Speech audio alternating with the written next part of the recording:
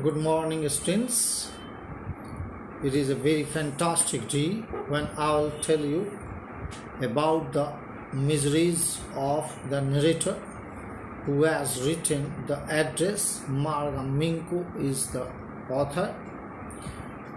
This very story you have already learned the summary in the first video. Today I will tell you not only about Marga Minko, but the events that really happen in this story one after the other, that you will understand it much better.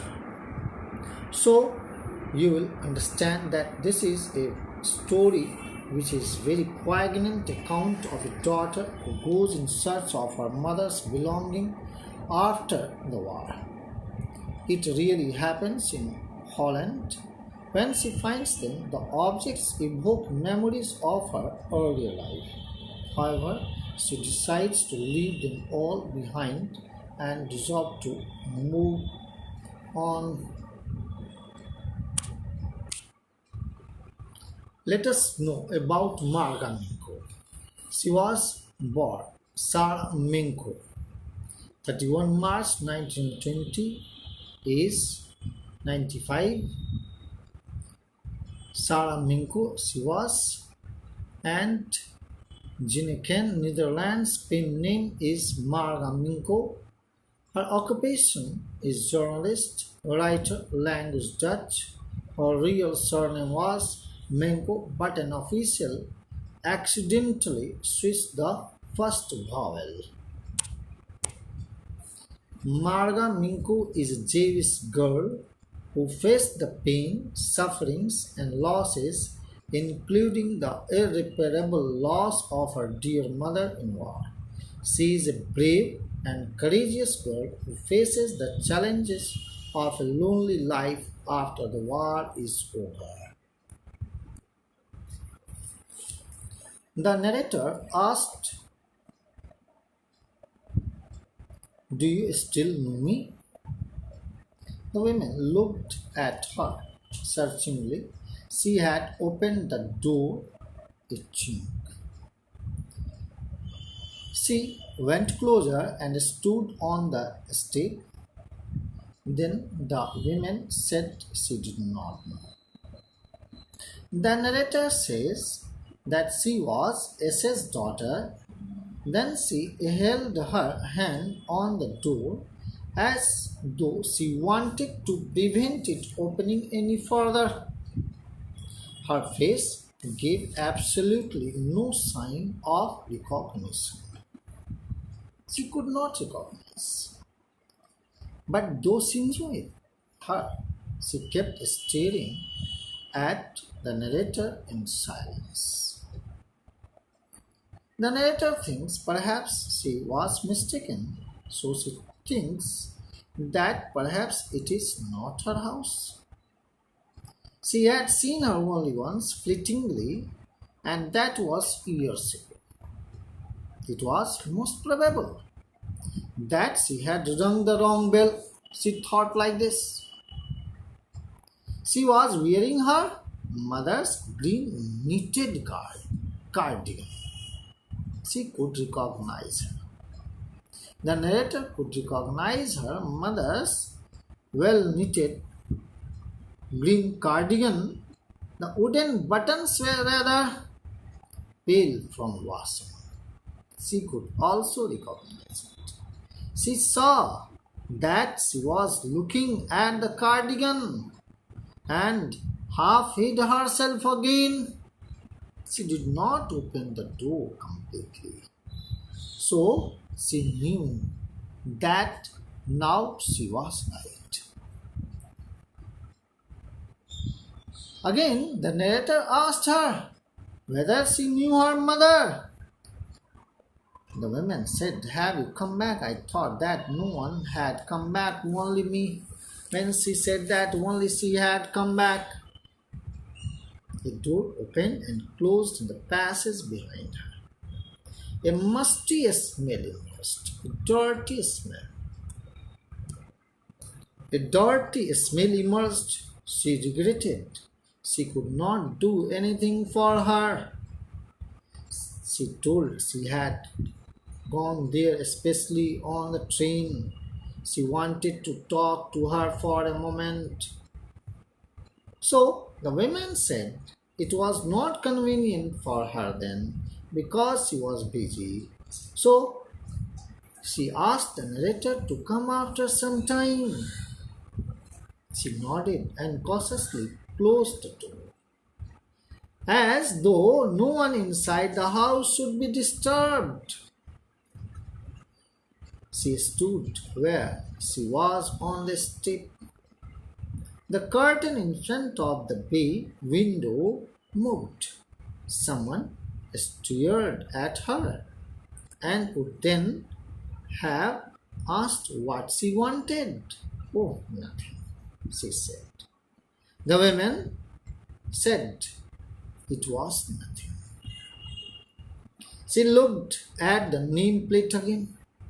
What was the nameplate?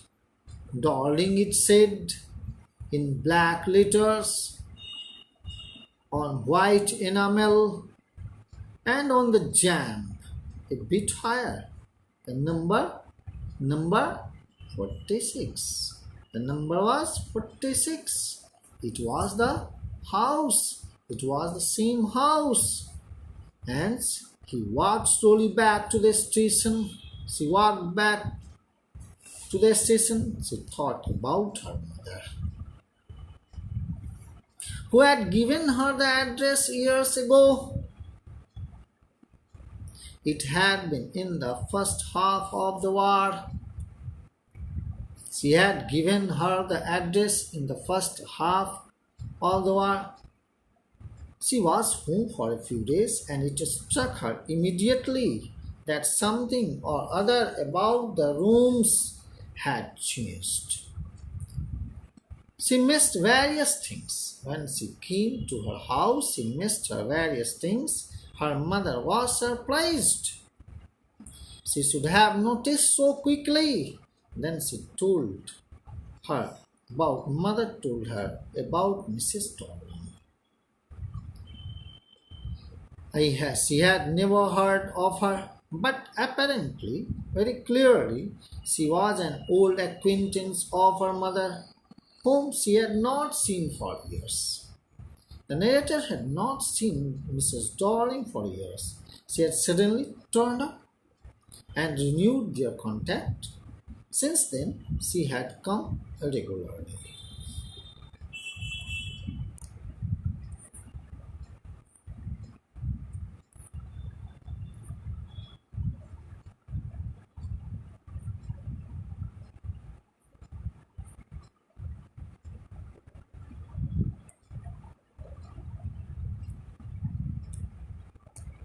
She took all the table silver in one go. What was that? It was really troublesome. And then the antique plates, old plates that hung there. She had trouble locking those large vases, and she was worried. She got a crick in her back from the crockery. She also took all the crockeries. Her mother shook her head pityingly. She was worried. I would never have dared ask her. Miss narrator said that she would never ask her why she had taken all these things. She suggested it to mother. She even insisted that she wanted to save all her nice things. If they had to leave here, they would lose everything. She said like that. So she had to agree to this point. She knew that being a Jew, it was difficult to live there, and if she takes all these things, certainly it would be safer. Whether life would remain safe or not, she was doubtful. As if that is necessary, mother cried. It would simply be an insult to talk like that. What was an insult? That you speak that you would keep all the things safe, and without my assertion or negation, you take all these things. Every time she came with a bag or a suitcase, she filled it with all the belongings and then she carried it. Her mother seemed to notice everything. She could not speak.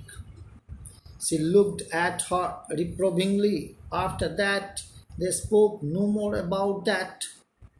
It was the condition. Meanwhile, she had arrived at the station without having paid much attention to things on the way. She did not pay much attention because she was walking in a familiar places again, and the first time since the war, after the war had come to an end. But she did not want to go further than was necessary. She did not want to upset herself with the sight of the streets and houses that were full of the memories of the precious life, precious time when she had lived with her mother. So in the train back, she saw Mrs. Darling in front of her again, as she had the first time she met her. It was the morning after the day her mother had told her about her. She had got up late and coming down the stairs, she saw her mother about to see someone about. A woman with a broad back. A woman with a broad back. So it is the completion of the second video, and the rest of the things I will tell you in the third video that you must see. Thank you, children. Thank you.